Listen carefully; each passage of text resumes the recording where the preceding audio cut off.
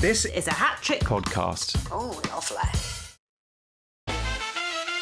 Welcome to In the News This Week, the podcast from some of the team behind Have I Got News For You, serving up an irreverent stumble through the headlines when the TV show can't. Think of it like this: if the main show is a nutritious, balanced meal, then we're a Rustler's Burger.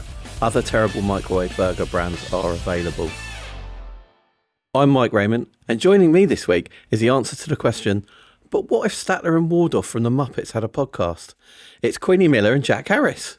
I'll take it. I actually quite like that, yeah. Yeah, it's because it's true. And thank God it's not just us on the podcast. Yeah, true. Because I don't think they would give Statler and Waldorf their own podcast. There'd be a lot of laughing. Sorry, I just absolutely tanked the energy there. Which is what they would do, to be fair, at one point. So they need a little nap. So you've nailed it, Queenie. I'll just say waka waka and then we'll move on and it'll be fine. Perfect.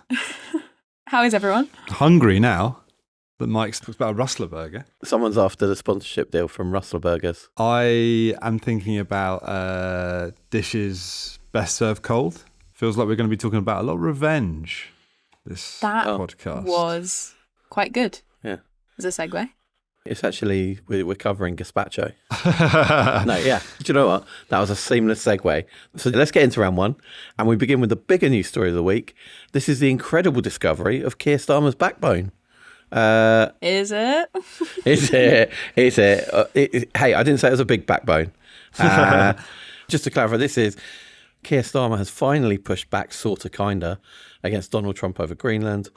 Trump has then pulled out his favourite weapon of choice, tariffs. Jack, I've got a question. Keir Starmer, is he tough in us? I think, hell yes, he's tough enough. No, I read quite a good quote from a former UK ambassador to the US where he was talking about like Starmer's style. Starmer believes his best chance of dealing with this is not to like say anything publicly, but to speak privately and use arguments that appeal to Trump's complex personality. Which you think? This is how I like deal with my sister at Christmas.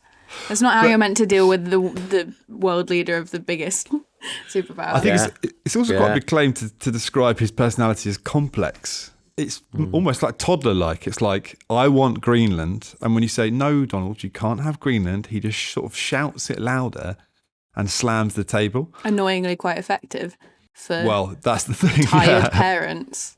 Yeah. Starmer has said the decision to punish Britain by putting tariffs on it was completely wrong. That is, I suppose, tough words. in Starmer's sort of like scale of him being tough enough. Like that is him going absolutely batshit mental. It's the equivalent of the Tim Henman fist pump. It's like when Tim Henman was at the peak of his powers. Look and at that passion. I don't even want to know what's on the other end of the Keir Starmer toughness scale. If a strongly worded letter and some sort of condemnatory words are like, that's. I think that's actually all we're going to do. He said the UK will be pursuing this directly with the US administration, which is like him basically trying to get Trump on the phone. But I feel like he hears the White House hold music in his sleep for the amount of time he's obviously been put on hold by the Oval Office when he's tried to get hold of Trump. I think it's sort of like when I used to be a runner and I'd have a radio on for 24 hours a day. And then when you go to sleep on the weekend, I'd like wake up in the middle of the night being like, shit, where's my radio? I can hear the third AD. Do you hear Jack's voice going, where's my salad? Yeah. Where's my ward of? What specific military action has Britain taken to incur Trump's wrath? So have we sent a single troop to Greenland? Yes. We have boot on the ground. They've been hopping. They've been hopping really everywhere the whole time. Just a boot. No, just classic British military. They can only afford one boot per soldier. I know a Jason Statham plot when I see one. Yeah. I'm so excited for the new film. Yeah. Single-booted man. Yeah, according to the Times, Britain has sent one single military officer to Greenland. Excellent. Why? Am I dense? Like, why would we do that? Do we all, every country in Europe sends their best one? Like the Olympics? That could be something. And then we all have to fight it out for Greenland. We sent our number one soldier and we gave him our number one gear, which is one boot. We just sent them the guy from Dad's Army who says, don't panic. That might actually work. I don't know if you guys have noticed this. Since Trump came back to power, some media outlets and some Conservatives have sort of done a bit of a getting behind Trump. Oh, Britain should back him. And this Greenland thing, the tariffs seems to have really put an end to that. Conservative MP Simon Hoare said, the civilised world can deal with Trump no longer. He is a gangster pirate. Okay, so they're still making him sound cool. They can't help it. Yeah. The right-wing press can't help it. They're like, oh, well, this fucking king. They can't think of another word that isn't positive. I mean, I like the idea of a pirate being so piratey that he's described as gangster. You know, I feel like most pirates are pretty gangster. Yeah, and they've got a lot in common. They both like booty. Do we just stop the podcast now? Is this just like that? Moment of silence, please, for comedy. That was excellent. I feel like we need to get the producer Diggory to just fact check whether that guy is still a Tory MP now or whether he's become a Reform MP, given the rate at which they're going across. Yeah. I think we just have to just do a double check every 5 minutes to see whether they're still part of the party or not. A thing I loved that I saw about Greenland this week is that Kaja Kallas, who's one of the EU's top diplomats, has said that the state of the world at the moment means it might be a good moment to start drinking. And joke's on her, I already did. Are you saying Trump's ended dry January? Yeah. She could have picked any moment from the last 5 years, I think. It's just like it keeps getting worse and worse, isn't it? Yeah. So everyone goes, oh, this is the point we'll start drinking. And everyone goes, oh, do you know what? 2026, New Year. Bang! Straight in.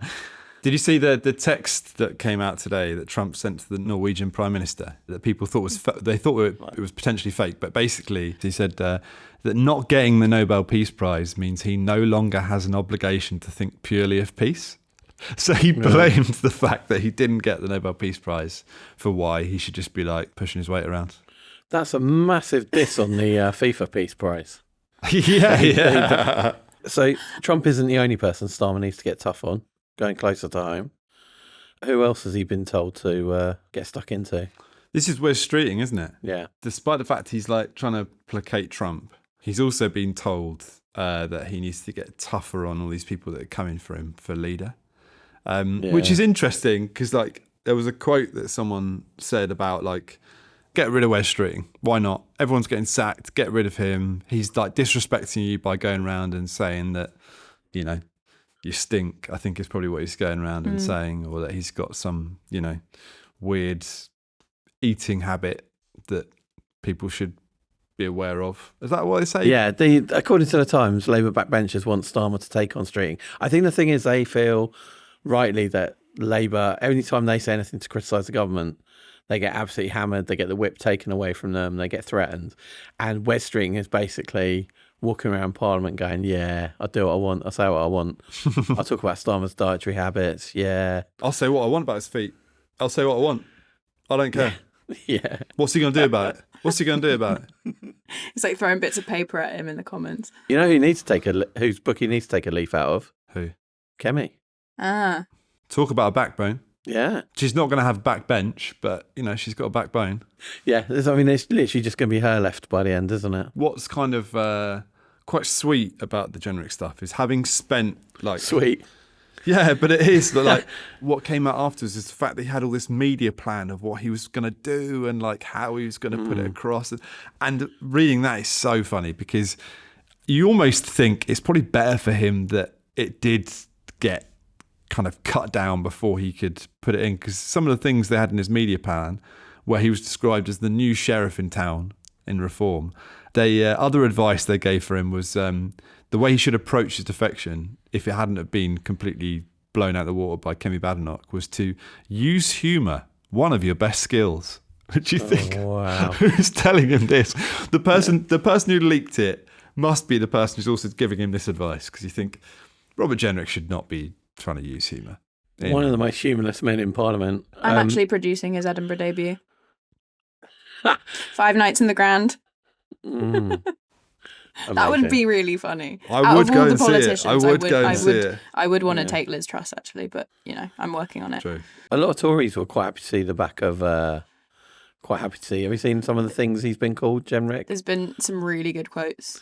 So I've got a little rundown of some of the ones we can repeat. He's been called a Judas, a snake, a dishonest snake, a snake in the grass, a weasel, and a mediocre middle manager.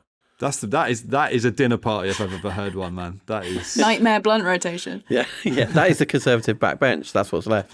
Yeah. Did you see also one of them called him a fraud and generic and that he can't be trusted? Oh wait, that was Nigel Farage. Sorry, Nigel Farage said that. Yeah. I love that we all have our own favourites because I've got a completely different one. Oh yes, please. Former Tory colleagues described his actions as that of a man who's lost his mind and said he'd been driven mad by ambition. And when I read that, I was like, he's not bloody Macbeth. Like, get a grip.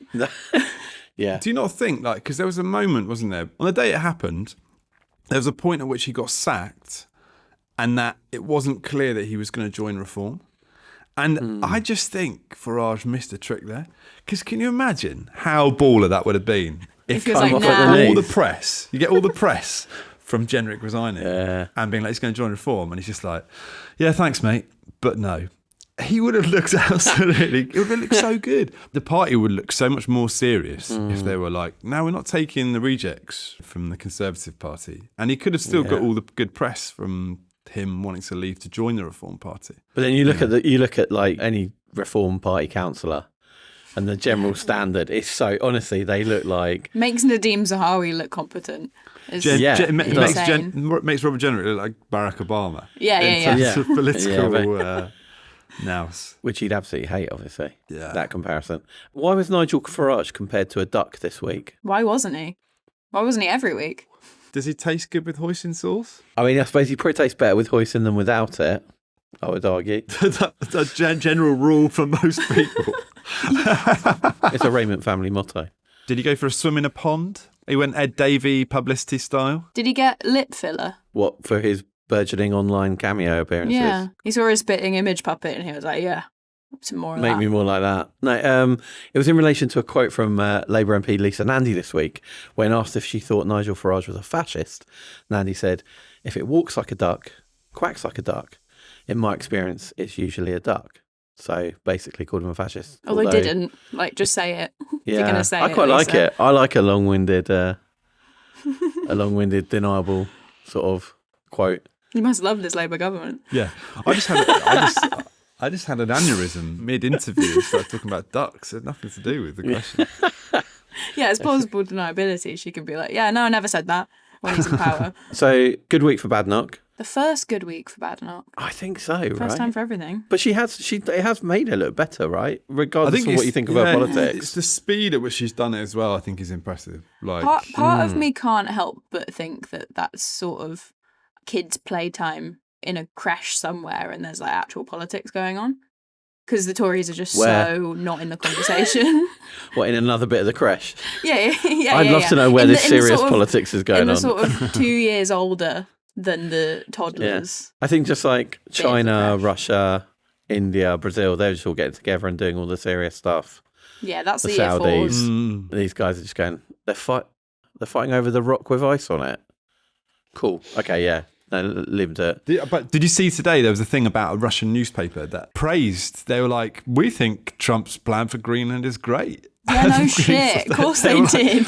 You know what? Not a bad idea. Good work. Keep at it, Donald. He's like... That was in exchange for putting Putin on the Gaza board. Oh, fuck. Was Putin actually on it? Trump has invited Putin on it, yeah. Are you fucking serious? It's mental. I genuinely thought you were completely joking. No. But it's just everyone. I've really enjoyed that this week. It's been like a new reveal every day. Like, I'm a celebrity. Well, like a terrible advent calendar. Also joining the Gaza board this week is the Dark Lord Sauron and like Christoph Waltz as Hans Lander, and then Tony Blair. If you could add someone to that board, who would you add? Which Chuckle Brothers now still alive? Is it Paul? You'd add the other one. Yeah.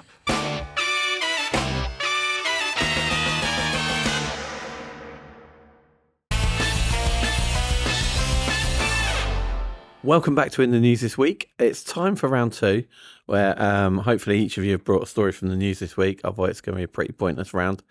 Jack, what have you got for us? I'm going to read you the headline, which piqued my interest, I'll be honest with you. And it was in The Guardian, and it said, bull in Dutch painting once had much larger testicles. Oh, yeah. So there was a guy keeping track of that. Well, they are now. Do you know, I have a tracker for Renaissance paintings, for changes in testicle sizes. That doesn't surprise me, knowing you. This is a painting called The Bull by Paulus Potter, who's a Dutch painter. And it hangs, the painting and the pendulums, in the Maurits House in The Hague. And basically, conservators working on the 17th century painting, they said they found the testicles had been halved in size, and they reckon it was done to respect the sensibilities of the time. Do we have any information about when that was? Was it during Nuremberg? 17th century. So yeah. I just heard it's at The Hague, and I was like, okay, which trial? Oh yeah. No, they were need that. We need to be respectful of people coming in. No. Just Slobodan Milosevic just getting bored with a Sharpie. What was one of the museum's restorers' description of what they'd found? How did they describe what they'd found? What, when they restored it? Yeah, given it's like an art museum. Shrinkage. Oh right, it was cold in the museum. They just took it outside and it warmed up. I think they said we found some massive balls. Well, Mike, they kept it professional, and they said the balls were bigger and lower. They actually just went and called it balls. It's like, I love that. You guys shouldn't be calling it balls. Come on. They added his whole back end was shifted, but indeed the balls are the biggest change. So it's gone through some kind of reverse puberty, basically. What happens to a painting for it to change at all? What do you mean? As in, someone's painted over it? Or... So he painted the balls like this. Let's go this size. Is a visual aid for people listening? A visual aid is I've got quite big hands, I guess, and I'm going for the full size possible. And then he painted them. Okay. Now I'm doing a smaller ball size. He just painted over them, I guess. Probably quite easy to do. I was treating this story like it was a mystery, and actually it's just no. artwork. Well, it's a good question, I guess. How do you think they actually found out what had been dangling in front of them the whole time? Did a ball expert come into the museum and? No Mike, way. you are on fire. Were they trying him at The Hague for crimes against? And he was saying anything to get out of it. What? Hold on. Yeah. I was about to ask a question. I'm like, I don't want to know. I was about to say, how did a cattle expert get on trial at The Hague? I was like, actually, you know what? Let's just leave it. Let's just not ask. Yeah. But it was a mixture of X-rays, and they asked the consulted cattle experts and discovered that there was a breed of cow around that time. And it had, I quote, giant pendulous testicles. Or as the Dutch would say, massive balls. Yeah, exactly. Thanks, Mike. I appreciate that. This guy, Paulus Potter, he was a fan of portraying farm life. Can anyone guess the name of one of his other cattle-inspired pieces? Remind us what the name of this one was. The Bull. The Bull. Is it just the cow? It's something cow, Mike. I'm going to let Mike have this one because he's the expert. The testicleless cow. I think that's what a cow is. But He just suppose. he just wanted to make sure people knew. Yeah. No, this one was called Pissing Cow. Yes. Wow. Not one for nuance. Pissing Cow was actually commissioned by the Princess of Orange for one of her palaces. And she turned it down in the end. Does anyone know why she turned down the painting Pissing Cow? Because he called it the pissing cow. She asked for a painting of a cow, and he turned around, here's your painting, it's called the pissing cow. No, according to The Guardian, she thought it was too filthy a subject to show a pissing cow above her mantelpiece. I quite like the theme that, the place you go for war crimes is the place they send art crimes. Just weird painting, pissing cow, bull with massive testicles. Yeah, we'll put them at The Hague. Send them Pissing to The cow, Hague. apparently, it was an etching. So the Princess of Orange would have seen this pissing cow and gone, get me a painting of that, please. And then ducked out of it. And she was like, oh, it's too vulgar. Yeah. Last little bit, the bull, which is this painting, the French absolutely loved it and they stole it from the Dutch and hung it in the Louvre. And eventually the Dutch came and raided the Louvre and wanted loads of their paintings back. You say raided, just opened the window. Yeah, that's it. Yeah, they wore high vis and walked in. Just leaned in. How do you think the French tried to stop them from getting their paintings back? They shut the window.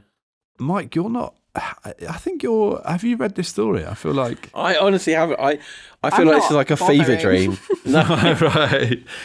No, it wasn't actually a window. It's like they just took away all the ladders, but then they forgot that they were dealing with the Dutch, who are, I think they call their fucking massive. So they didn't need ladders. They just reached up and get it. and that's how they got it wback.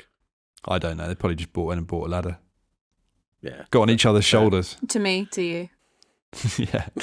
Got Barry involved. that's a great story. I really enjoyed that. That was Is that sincere? It's because Mike knew can't the tell. story inside out. you never. And do you know what? You'll never know. Queenie, what delights have you got for us? Right. Well, I actually challenge both of you to be miserable about this story because I think it's quite uplifting. But I want you to take an opposite stance as you would love to.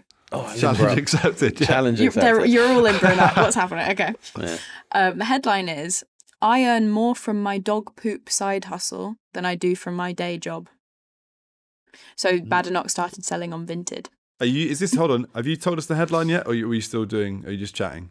So I did the headline and then I did a joke. Oh, right. That's sort of how this podcast works. I thought you just... So I if didn't you know say if a thing from the news we missed and then a lot you say a of sort joke of like, about it. Yeah. No. We missed a lot of catching up at the start, and I didn't know if you wanted to do more like the small talk about what you've been up to and stuff. And so I just No, I'll tell you all about that later. Yeah, great. So this is Kyle Newby from Derbyshire, who says he earns more picking up dog shit than from 10 hours of hard graft in construction. Please explain his business model. I need to know. Essentially, while doom scrolling, he got really into dog shit picking videos and thought, yeah, that was better than what I'm already doing. And it seemed to be quite successful in America. Step it back slightly. Because if your algorithm you asked me to get to the point. No, I'm not. I know. Now I'm like, maybe we're going a little bit too quick. What on earth is going on with his algorithm that he is getting shown a genre of video I never knew even existed until 30 seconds ago? Dog shit picking up videos. I mean, I just get wild camping and like subway takes. And I'm not doing any of that. So fair play to this guy for chasing his dream. What's the metrics on these? Is it the quality of the poo being picked up? Is it the I think people just like smoothness seeing with which it's, kind of brought closer within the bag? Like how much is left? Like you're talking about this in a because it's bizarre. That's the thing. It's like, I think people just like seeing an errand get run or like, lawn mowing videos and carpet cleaning videos are sort of satisfying thing. So he had seen that. You've done something. Okay. Like it feels like you've kind of lived Contributed. vicariously through someone doing something. Essentially, him and his friend started a dog poo picking up business called Pet Poo Pick last March because in America, he noticed a boom in dog waste collection services, and this was like online. Right. So, but, I mean, this is the reason he started the business, but the business is actually doing really well. Who's paying him people to need pick up the dog poo? You tell me your opinions on that. That's just your civil duty. Why should anyone be paid to pick up dog poo? So it's in their own lawns. It's in their own So it's just lazy people. What? So they let their dog defecate all over their gardens and then call this guy up and say, "We've reached the limit. I can no longer walk around my garden because there's too much here. So now you need to come and pick it up." Is that They should have their pets taken away from them. You should be like, if you can't be bothered to pick up your own pet shit. You took the be bait allowed to have one. amazingly, both of you. Well done. Kyle says that the majority of his clients are elderly or disabled and struggle to clean up after their dogs. Sorry, I just hear a lot of excuses about here. Yeah.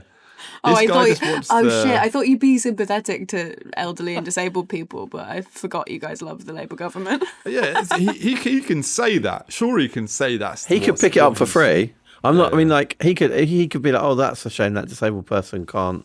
Yeah, instead he's taking money from elderly and disabled, Queenie. He's robbing blind elderly and disabled people for something that they should be able to help out. He's charging £15 a week to come round, and he picks up about 14 pieces of poo, and he also destains the grass with like a jet washer. I think this is lovely. De-stains the grass. When dogs shit on grass, it sometimes makes it go like bleach blonde. That's how I got this hair. So he does that before the chemicals can do that, the acidity of the shit. Wait, are you the reason they sent that email around in the office about the smell? Sorry, what? You did just talk about putting dog shit all over your hair. I didn't get that email. Okay, it's time for the missing words round, where I'm going to read out some headlines from the past week and you just need to fill in the blanks.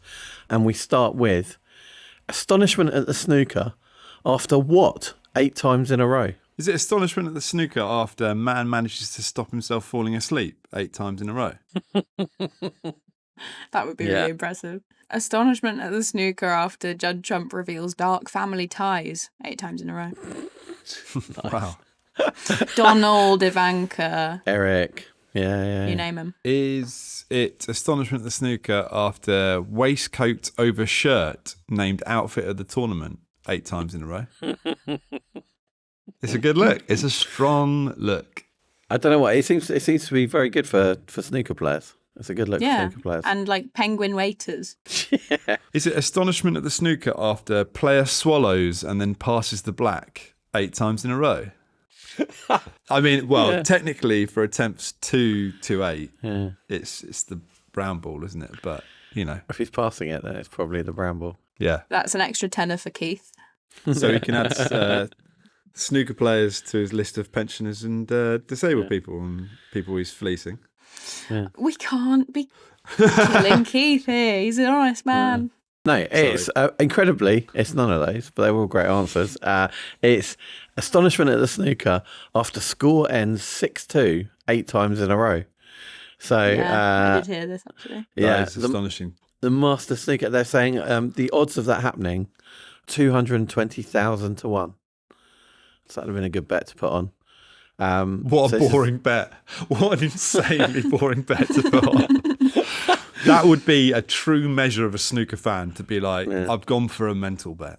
It's honestly, your mind's going to be blown. 1997 World Snooker Champion Ken Doherty said, I've never seen anything like this in snooker, presumably by which he means interesting.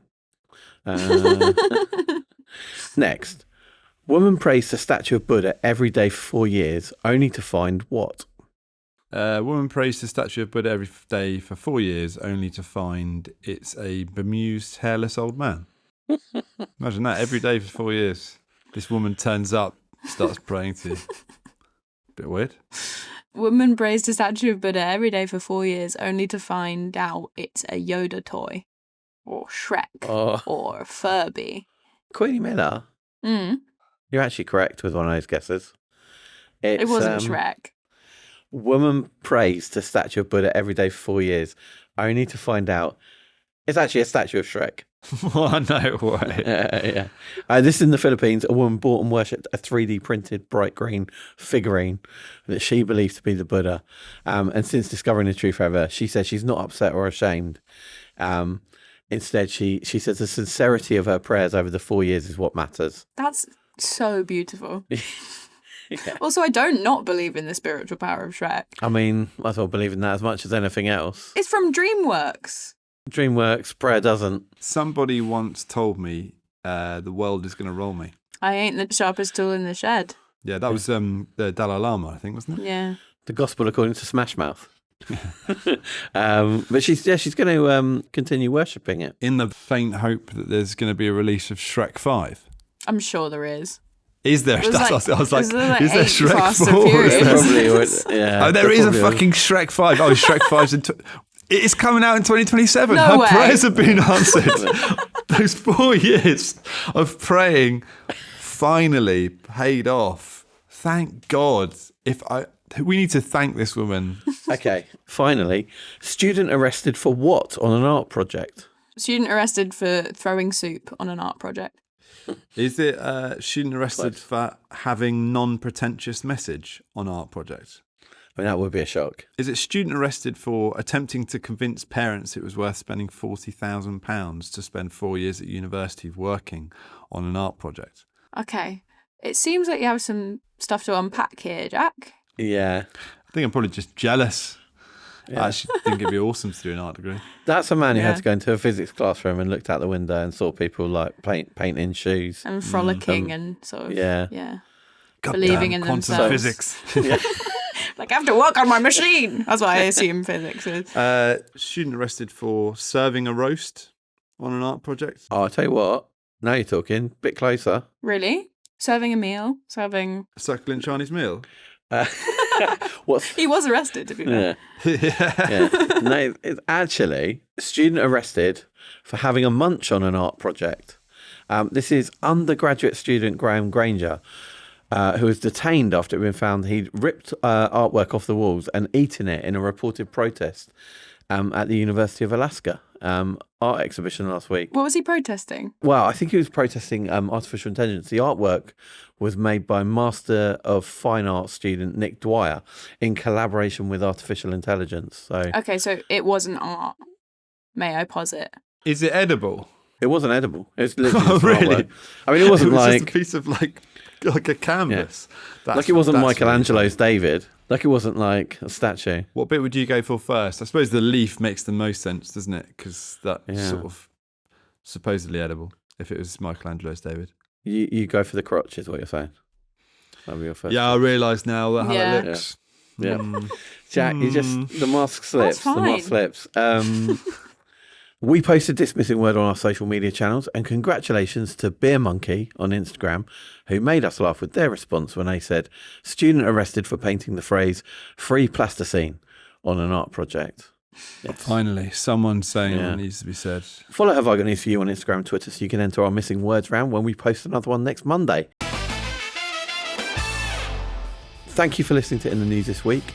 If you've enjoyed this episode, please give us a 5-star rating on Apple Podcasts or Spotify. For updates on the show, make sure you're following Have I Got News For You on Instagram, TikTok and Twitter. You can also get in touch with us by emailing podcasts@hattrick.com. That's hattrick, 2 T's. Make sure you're followed or subscribed to the podcast wherever you're listening to it now, and we'll see you here for next week's episode. Jack? Oh, thanks, Mike. Bye! Awful. Bye, everyone. Glad to be back. In the News This Week is presented by Jack Harris, Queenie Miller, Emerald Paston and Mike Rayment. The producer is Diggory Waite. The executive producer is Claire Broughton. And the music is by Big George. In the News This Week is a Hat-Trick podcast.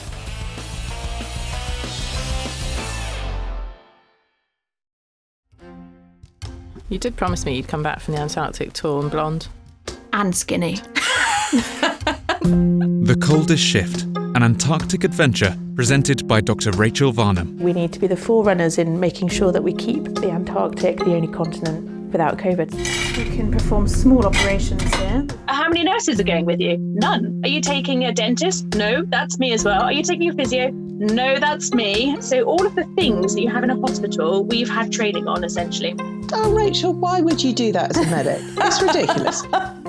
So here's a little story about the journey on the James Clark Ross.